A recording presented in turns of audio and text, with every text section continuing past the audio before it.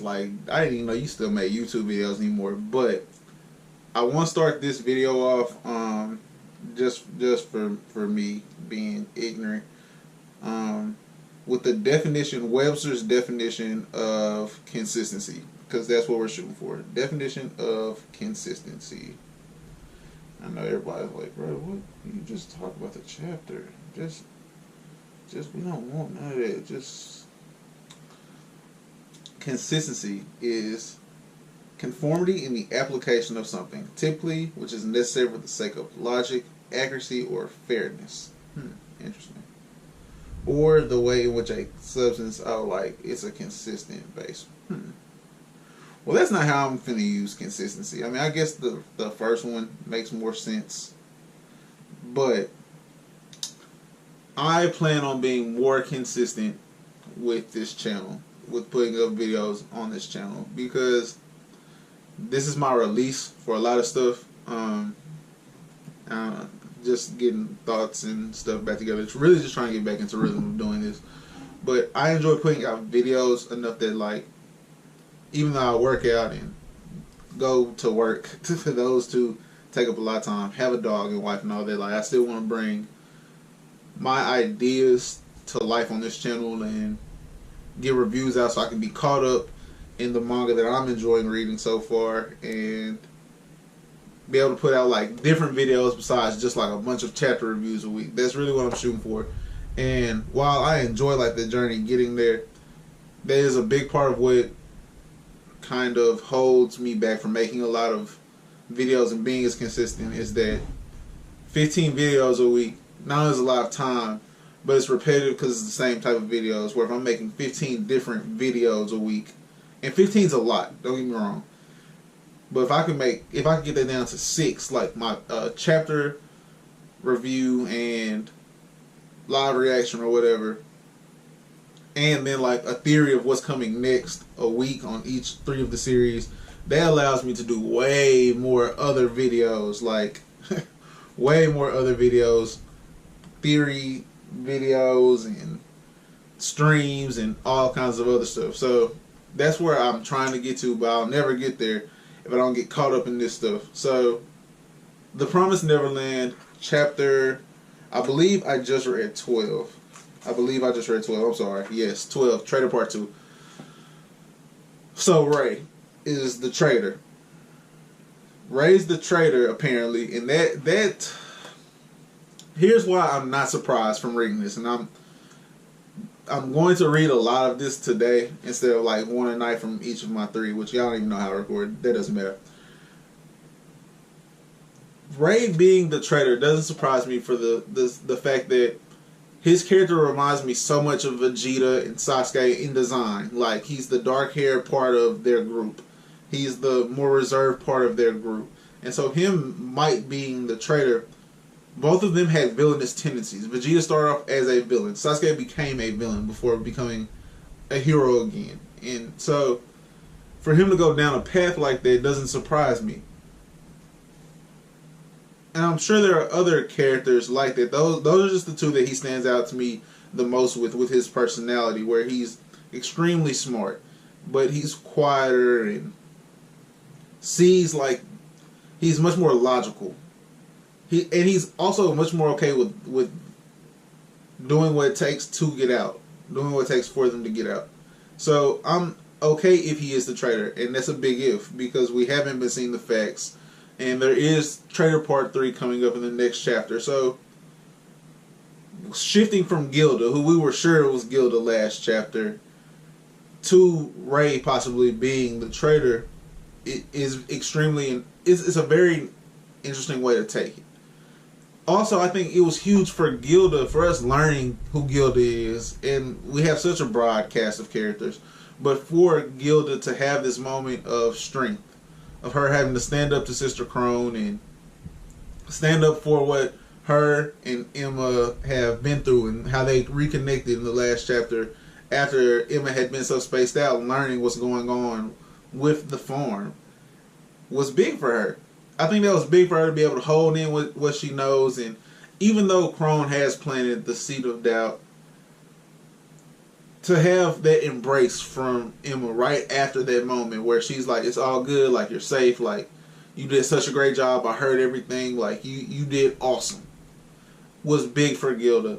And I'm still interested in Don, because while we were interested to Gilda and Don at the same time, we haven't gotten to see that interaction with Don with others. And so there's still a possibility that he could be the traitor, that he could be playing everyone.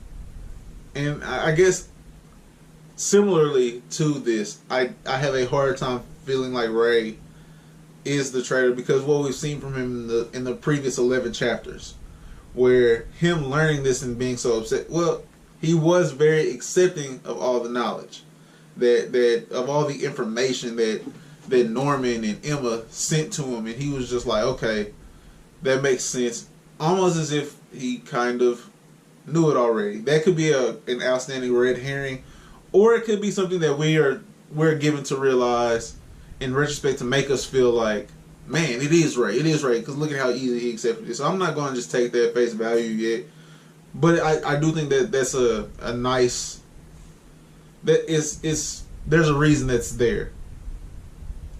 Either it's to prove what we've just read, or it's to lead us to think what we just read is true and divert our attention from something else that we'll just be able to pick up on later. Like not having Don focused on yet. Who knows?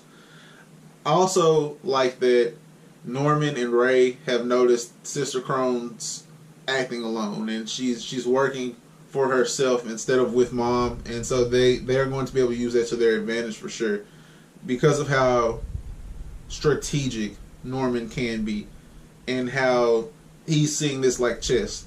So Krone acting off on her own to expose Isabella and to expose Emma Ray and Norman, and how she just tried to swing Gilda by trying to condole her. I like that they're aware that all that's going on.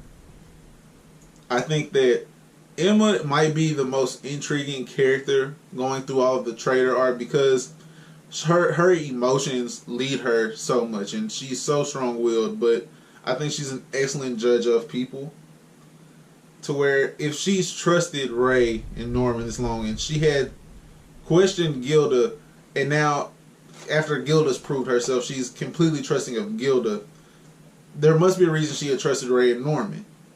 And so I feel like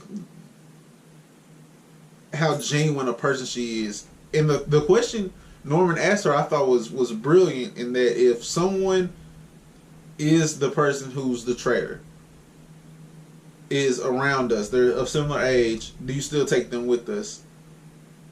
If they're trading out on us to keep their life safe. And she's like, yes, because if we leave still, their life's no longer safe, so we still need to take them with us. That makes her a very endearing character.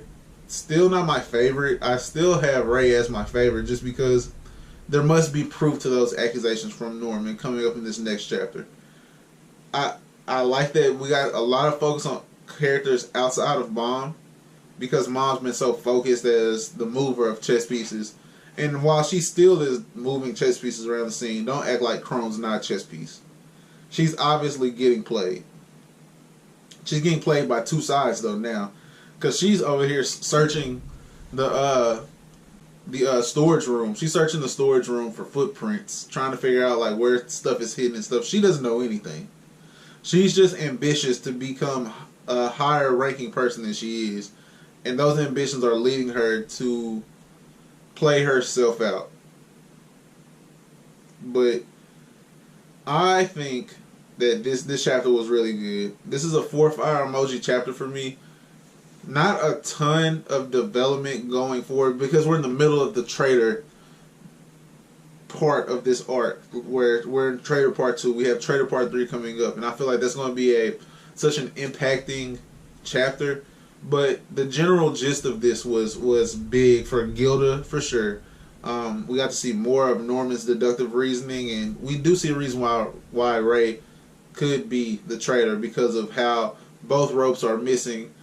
They only gave Gilda and Don one location each, so if they're both missing, if the fake rope is also missing, the actual rope is missing. The only person besides Norman who knew that was Ray.